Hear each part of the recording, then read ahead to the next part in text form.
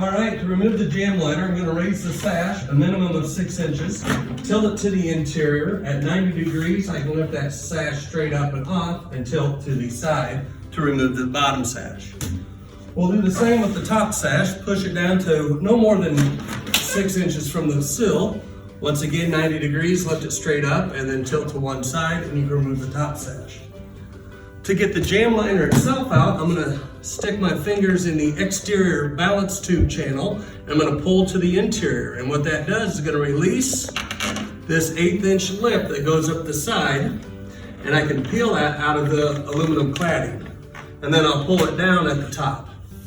That removes the Jambliner itself. If I want to remove the balance, I can use a flat screwdriver, engage the shoe, push it out the top, and then you can see the block and tackle balance here. It's held in place by a little S-clip, and I can put it back in just by catching that S-clip on the top of the Jambliner, and then putting my balance shoe back down at the bottom.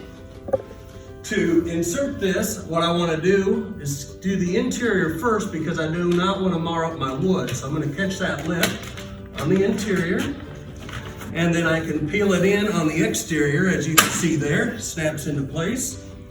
And then when I put the sash in, it's just reverse of what I did to the first time. Get to 90 degrees, you can tilt that up, push it down slightly to engage the shoes, and raise the sash, it stays in place. Then I'll do the bottom sash as well. And I'm locked and completed.